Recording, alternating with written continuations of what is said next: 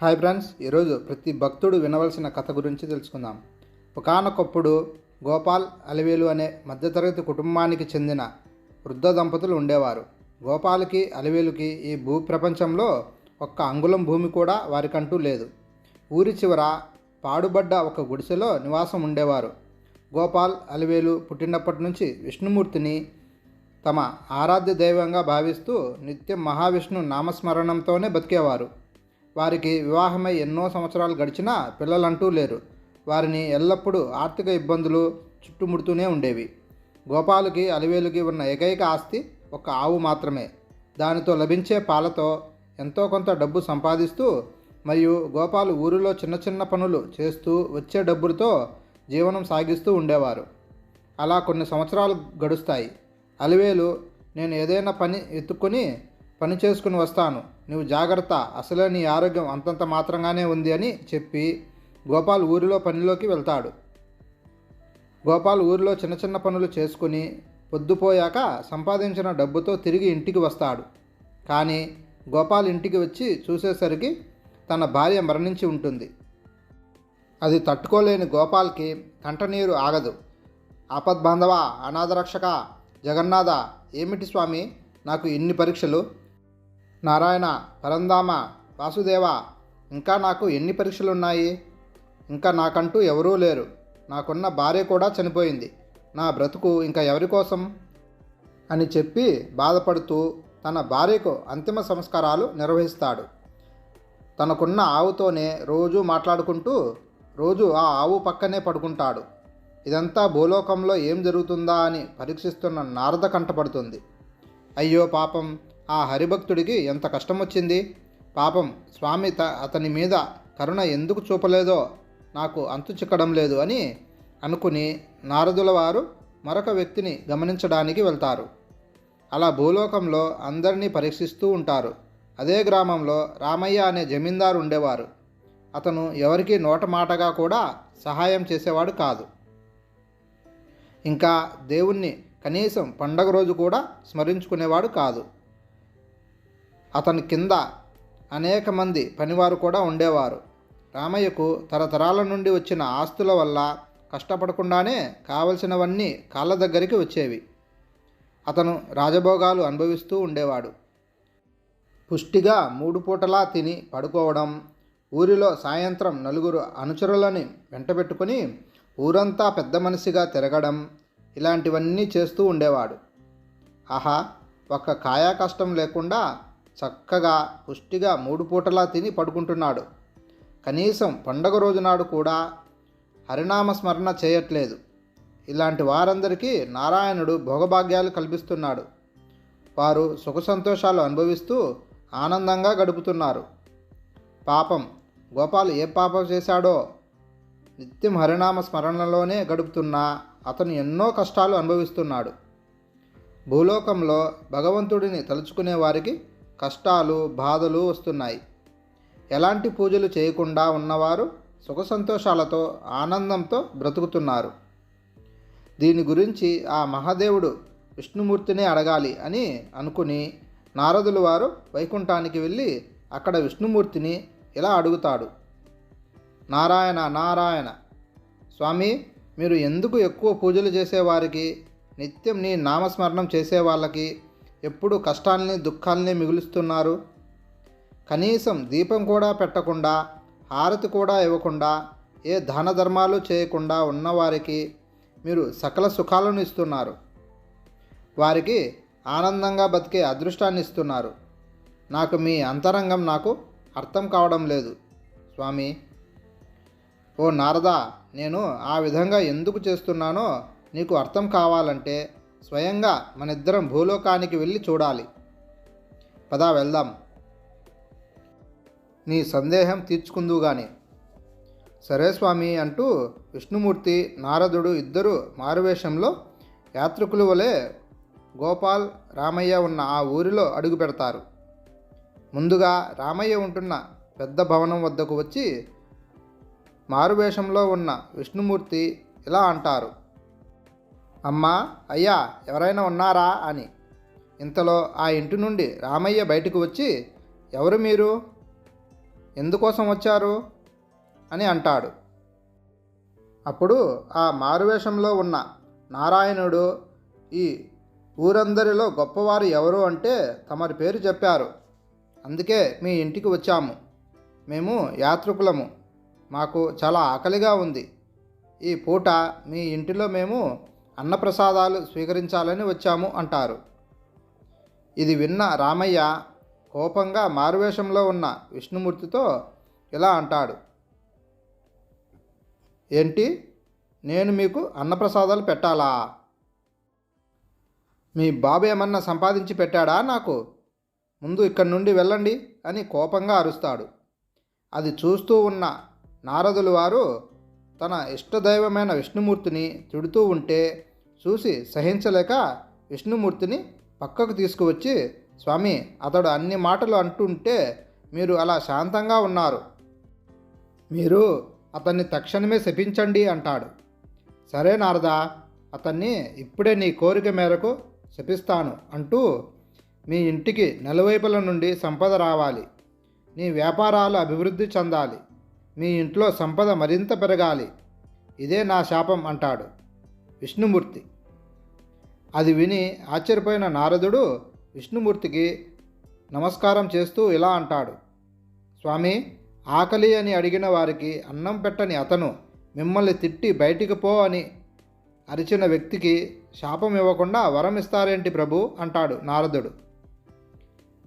దానికి విష్ణుమూర్తి చిన్నగా నవ్వి, నారదా, పద ముందుకు వెళదాం, నీకు సమాధానం తర్వాత చెప్తాలే అంటూ ఇద్దరు ముందుకు సాగుతారు. దారిలో నారదుడు ఇలా అనుకుంటూ ఉంటాడు, ఏమిటి, నా ఇష్టదైవం తనని పట్టించుకొని తనని దూషించిన వారికి వరాలిస్తున్నారు. పాపం తన వారందరినీ కోల్పోయి నారాయణుడే అన్నీ సర్వస్వం అనుకుని జీవిస్తున్న గోపాలు లాంటి వారికి కష్టాలు కలుగుతున్నాయి. నారదుడి అంతరంగాన్ని గమనించిన నారాయణుడు చిరునవ్వు నవ్వుకుంటాడు. కొంతసేపటికి నారదుడు ఇద్దరు గోపాల్ ఇంటికి చేరుకుంటారు. అయ్యా, ఇంటిలో ఎవరైనా ఉన్నారా అంటారు. పక్కన ఉన్న ఆవు దగ్గర నుండి గోపాల్ వారి వద్దకు వచ్చి, అయ్యా, మీకు ఏమి కావాలి? అయ్యా, మేము యాత్రికులం, మేము చాలా ఆకలితో ఉన్నాము, దారిలో మాకు పట్టెడు అన్నం కూడా ఎవరూ పెట్టలేదు, మాకు ఏమైనా తినడానికి ఉంటే ఇవ్వగలరా అన్నారు. అయ్యో, ఎంత భాగ్యం, నాకు కూడా పట్టెడన్నం పెట్టే భాగ్యం లభించింది, కానీ నా దగ్గర తినడానికి ఏమీ లేదు. మీకు కావాలి అంటే నా వద్ద ఉన్న ఆ ఆవు పాలు మాత్రమే ఉన్నాయి, వాటిని మీకు సమర్పించుకుంటాను అంటాడు గోపాల్. పర్వాలేదు, కనీసం ఆ పాలతో అయినా మా కడుపు నింపుకుంటాం అన్నారు నారదుడు. మీరు ఇక్కడే కూర్చోండయ్యా, నేను ఇప్పుడే మీకు కొన్ని పాలను తీసుకుని వస్తాను అని చెప్పి గోపాల్ ఆ రోజు అమ్మడం కోసం అప్పుడే పితికిన ఆవు పాలను తెచ్చి నారదుడికి ఇస్తాడు. అప్పుడు వాళ్ళిద్దరూ ఆ పాలను సేవిస్తారు. నారదుడు ఆ పాలను సేవించి మనసులో ఇలా అనుకుంటాడు, అంత సంపన్నుడైన రామయ్య అంత పెద్ద భవంతి, అంత సంపద ఉన్న ఒక మంచి నీటి చుక్కు కూడా ఇవ్వలేదు. అంతేకాక మా ముఖాల మీదే తన కోపాన్ని ప్రదర్శించాడు. ఈ గోపాల్ కూటికి గతి లేకపోయినా ఏమీ ఆశించకుండా గుక్కెడు పాలనైనా ఇచ్చాడు. నారాయణుడు ద్వారా మంచి జరిగేలా ఏదైనా ఒక మంచి వరం ఇమ్మని అడుగుతాను అని అనుకొని నారదుడు, ప్రభు, ఈ గోపాల్ కూటికి గతి లేకపోయినా తనకు ఉన్నంతలో మనకు ఆతిథ్యం ఇచ్చి మనల్ని గౌరవంగా చూశాడు. అతను పుట్టినప్పటి నుండి నాలాగే హరినామాన్ని జపిస్తూ ఉన్నాడు, కాబట్టి అతని బాధలన్నీ తొలగిపోయేలా అతనికి ఒక మంచి వరం ఇవ్వండి స్వామి అంటాడు నారదుడు. అలాగే, తప్పకుండా నారదా, నాకు కూడా నీలాగే అనిపించింది, అతనికి ఏదైనా ఒక మంచి వరం ఇవ్వాలని. అతనికి ఇప్పుడే ఒక మంచి వరాన్ని ఇస్తున్నాను అని చెప్పి నారాయణుడు అతని ఇంటివైపు చేయి పెట్టి ఇలా వరమిస్తాడు, నీకున్న ఆ ఆవు త్వరలో చనిపోయి స్వర్గాన్ని పొందుతుంది అని విచిత్రమైన వరాన్ని గోపాల్కు ఇస్తాడు నారాయణుడు. ఆ వరాన్ని విన్న నారదుడు ఆశ్చర్యపోతాడు. ప్రభు, తిట్టిన వాడికి కూడా వరం ఇచ్చిన మిమ్మల్ని చూసి ఎంతో పొంగిపోయాను. ఇప్పుడు తనకంటూ ఏమీ లేనివాడు తనకున్నంతలో మనకు ఆతిథ్యం ఇచ్చాడు కాబట్టి అతనికి మంచి వరం లభిస్తుందని ఆశించాను. కానీ దానికి విరుద్ధంగా మీరు అతనికి జీవనాధారానికి ఉన్న ఏకైక మార్గమైన ఆ ఆవును చనిపోవాలని విచిత్రమైన వరాన్ని గోపాల్కి ఇచ్చారు. ఇప్పుడు ఆ గోపాల్కి కనీసం ఆ పాలు తాగి కడుపు నింపుకోవడానికి పాల చుక్క అంటూ ఉండదు. ఏమిటి స్వామి ఈ లీల? నాకు ఏమీ అర్థం కావడం లేదు. మీరు నాకు వివరించండి ప్రభు అంటాడు నారదుడు. ఈ గోపాల్ నా మీద అపారమైన భక్తి గలవాడు. నేనే సర్వస్వమని జీవిస్తున్నాడు. అనునిత్యం నన్ను మనసులో తలుచుకుంటూనే ఉంటాడు. ఆ విషయం నాకు తెలుసు. కానీ తన ఇంట్లో ఉన్న ఆ ఆవు పైన చాలా మమకారం పెంచుకున్నాడు. తన ధ్యాస మొత్తం తన ఆవుపైనే ఉంది. ఇక నేను లేకపోతే ఇక ఈ ఆవును ఎవరు చూస్తారు అని.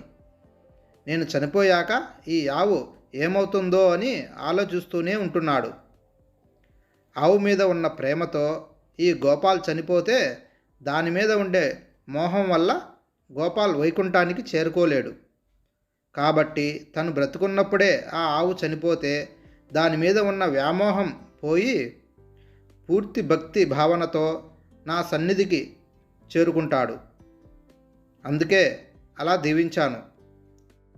ఇక పెద్ద భవంతులో ఉన్న రామయ్యకి ధనం మీద చాలా వ్యామోహం ఉంది. అందుకే అతనికి లక్ష్మి వృద్ధి చెందాలని వరమిచ్చాను. ఇక అతను ఆ ధనం మొత్తం మూటలు కట్టి చివరికి ఒకరోజు మరణిస్తాడు. చనిపోయే ముందు కూడా ఆ డబ్బు మీద ధ్యాసతో, డబ్బు మీద ఉన్న ప్రీతితో, ఆ డబ్బు గురించిన ఆలోచనలతోనే మరణిస్తాడు. దీని కారణంగా వచ్చే జన్మలోనూ అతను ఒక పాములా పుట్టి ఆ సంపద దగ్గరే కాపలాగా ఉంటాడు. కానీ రామయ్య నా సన్నిధికి ఎప్పటికీ చేరుకోలేడు. అందుకే వారిద్దరికీ ఆ విధమైన వరాలిచ్చాను. ఎవరికైనా కష్టాలు ఇచ్చాను అంటే వారిని నేను పరీక్షిస్తున్నాను. నా వద్దకు చేరే మార్గాన్ని దగ్గర చేస్తున్నానని నారదా. అర్థమైంది జగన్నాథ. నీ మాయలో ఈ మాయ ఒకటని. మీ జగన్నాటకం నాకే అర్థం కాలేదు. ఇక సామాన్యులకు ఏమి అర్థమవుతుంది స్వామి? అందుకే కష్టాలు రాగానే భగవంతుణ్ణి కోరుకుని ఆ కోరిక తీరాక భగవంతుణ్ణి మర్చిపోతారు. నిజానికి భగవంతుడు ఎవరికి ఏది ఇవ్వాలో అదే ఇస్తాడు. అది తెలియని మనం 24 గంటలు ఏదో ఆలోచించుకుంటూ ఉంటాం. ఈ సత్యం తెలియక వ్యర్థమైన వ్యాపకాలతో మునిగిపోతూ ఎప్పుడు డబ్బు డబ్బు అని సమయం కూడా తెలియకుండా సంపాదించుకుంటూ దేవుని స్మరణ చేయకుండా ఉండిపోతాం. ఇప్పటికైనా భగవంతుణ్ణి నిందించకుండా భక్తి శ్రద్ధలతో ఆరాధించండి. మన మనసులోనే కొలువు తీరిన భగవంతుడు తప్పక మన భక్తిని మెచ్చి మనకి ఏది కావాలో స్వయంగా భగవంతుడే చూసుకుంటాడు.